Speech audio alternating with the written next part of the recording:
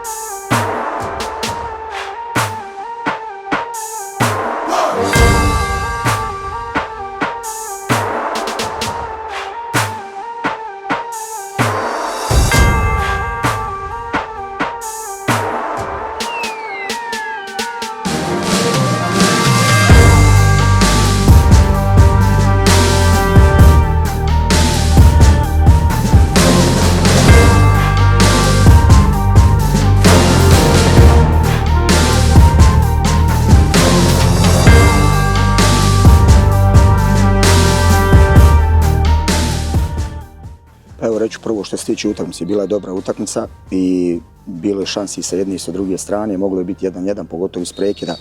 gdje smo loše branili taj prekid. Rekao sam u uvodu utakmice da ćemo imati problem jer 3 visoka igrača u startnoj postavi Radomlja i najviše problema smo imali iz tog segmenta igre.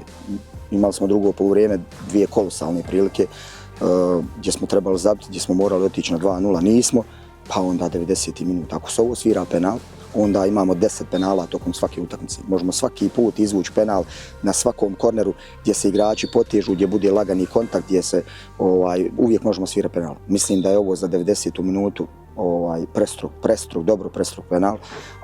Imamo situaciju u prvom poluvremenu na Aliju Regbi gdje ima očigledno gaženje, tad niko ne zove iz VAR sobe, ali ok, definitivno, evo, shvatio sam, koliko sam tu već mjesec, nešto dana, Maribor nema nikakav status u ovoj ligi i to je za mene poražavajuće. Ja mislim da je Maribor toliko veliki klub da treba da ima poštovanje ove lige i svih ljudi i svih aktera na utakmici. Yeah, as I said, we are disappointed about the result because we had many chances, and then I think we had the penalty and the ref didn't give us in the last minute, so we are disappointed about the results. Now we have to rest and be focused for the next game, the derby against Olympia. Remi 1-1 pomeni, da se nadaljevala serija neporaženosti, kljub temu pa ostaja misel o izgubljenih točkah. Naslednji dvoboj pa večni derbi po reprezentančnem premoru vsi v Ljudski vrt v nedeljo ob 3 popoldne.